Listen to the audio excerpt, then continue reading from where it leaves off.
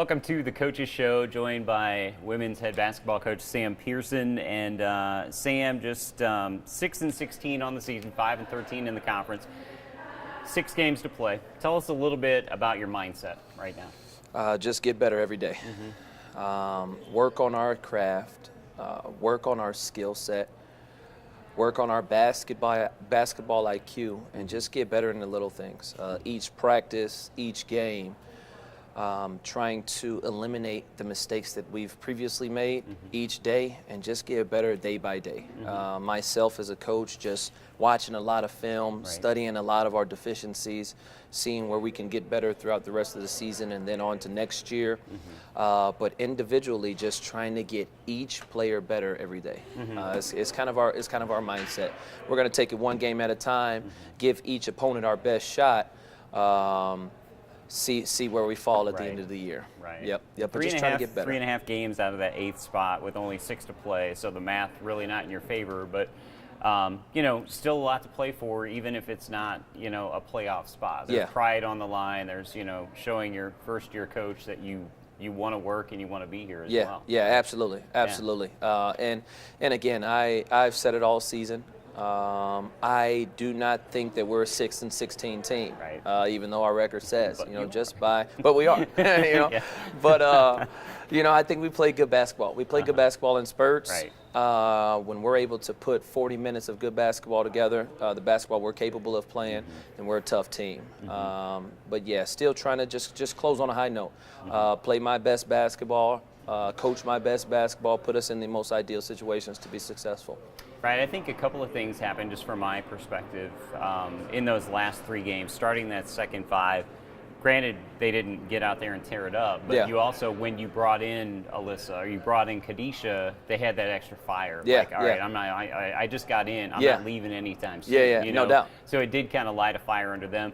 Not a lot of points came out of that second 5, but you also didn't really get down, 12-0 at the beginning of a game. No doubt. And that energy and that effort, again, didn't translate to baskets on the scoreboard. But had a heightened amount of defensive presence. We rebounded it well. We guarded well. We just weren't able to score the basketball. Then that first group comes in. Maybe our leading scorers, Kadisha Cooper, Alyssa Rowden, Facino, and we were able to generate some offense. But it's again that consistency for 40 minutes. That Lion game specifically, I may be jumping ahead, but the Lion game specifically, we played a great first half. Limited them on the glass. I think that we were down maybe 17 we were down 7 at halftime. And just completely lost it. We lost it the third quarter. I thought that we thought that we had done something up to that point. We got complacent, and we just collapsed. We collapsed that third quarter, and then came back fourth quarter and played good basketball. However, now we're down. Now we're down 22 team.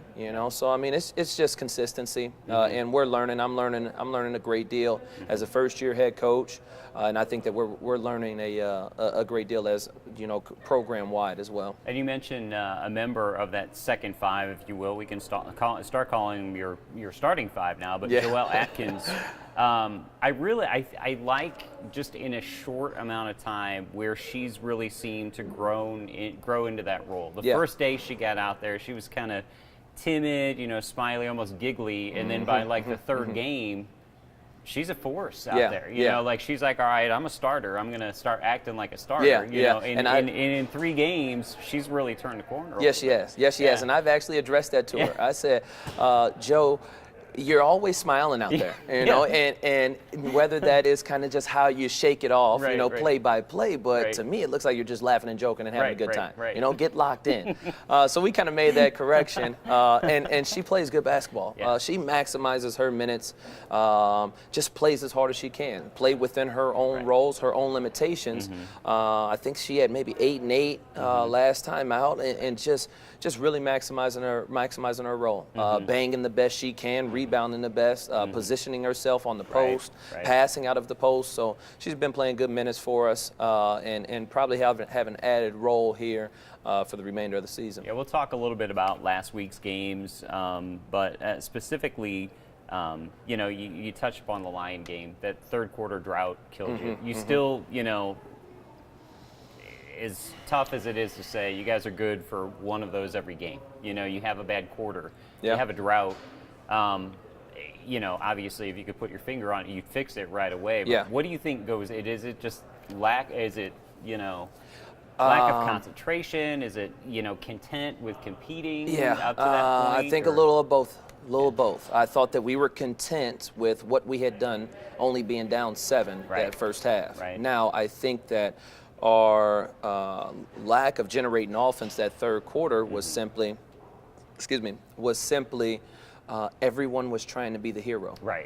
As we began a run where we can't generate offense and they're just pouring it on us, triple after triple and one, we lost it offensively. We lost our composure. So everyone's just trying to be the hero, forcing shots and not generating offense and not swinging the basketball, and we're just digging ourselves more of a hole. And I'm not sure if you've seen it sitting over there at the media table, but I tore into them. We lost our composure. At the top of the dry erase board before every game, I write, compete for 40 and stay composed for 40. If we're able to stay locked in, if we're able to do the things that's asked of us and just play within our own roles, then we'll prosper. Now, when we lose that for 4 minutes in that third quarter, when we lose our composure and everyone tries to be the hero and we're just playing me basketball, well, they just pour it on us. Then the game was over at that point. I think it's part of a growing process too. Like you have number 19 in the country, you're only down by 7. Like, we're going to beat them, and I'm going to be the person that's going to do it. And they get out of that sort of team environment as well. One last thing about, I said, you're walking up and down on the sideline, the CBC game, and I said, hey, Coach, you're going to win.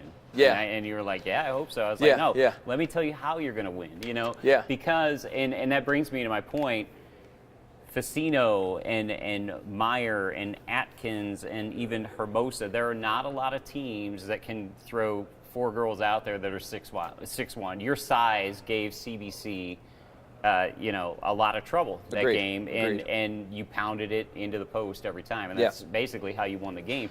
So my point being, none of those 4 are seniors. That's a pretty good core, and that's a good job on your part to bring those types of players in, because in this league, with 4 girls like that are almost interchangeable a little bit.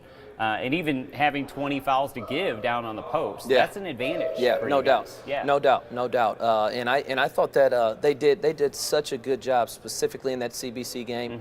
And I think that is our best basketball is working inside out. Now, I'm not limiting us shooting a triple, but once we're swinging, generating offense, getting it inside, having the defense collapse, then swinging it out, those are the best triples to take. But we've been pounding teams inside a bit. I think that gives us our best chance to win. Megan Facino's more step out to the 8 to 10 foot range, hit her jumper. I think Allison Meyer kind of finishes it well, left hand specifically. We've already talked about Joelle Atkins, and then Sarah Hermosa's been coming in, shooting the basketball at a high rate. I mean, a long wing, 6 foot, 6'1" wing, who I think has a bright future for us. She's only a freshman.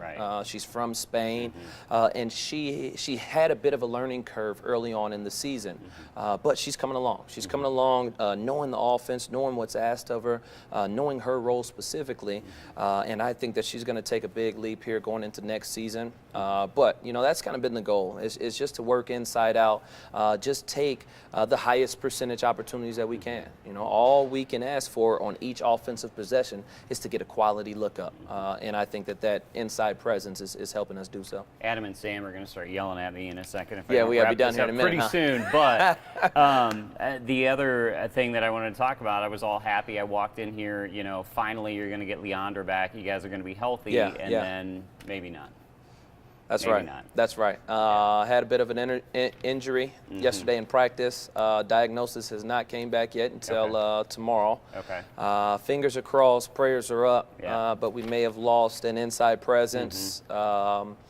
It's kind of next man up. It's you kind of got to account for some of that later in the season. But again, prayers are up. We'll keep our fingers crossed and see the diagnosis tomorrow. and move together as a unit. Two games this week. Lindenwood Belleville on Thursday lost to them by 11 back when they were ranked number 25 in the country, and then you finish it out with Stevens. Just 30 seconds on each of those. Yeah. Well, going to Lindenwood Belleville, we know that they're up tempo. They run a nice half-court set with some UCLA and some flex action in there. Seeing if we can get physical through screens and guard shooters. Mueller, who is I think leading the conference in scoring. We held her in check last time, but I mean she's such a good player. Scored on all 3 levels that it's a bit of a task guarding her each game. So we'll lock in. We'll see if we can give her some trouble, and then on to Stevens. Hopefully we can play some good basketball here on Saturday.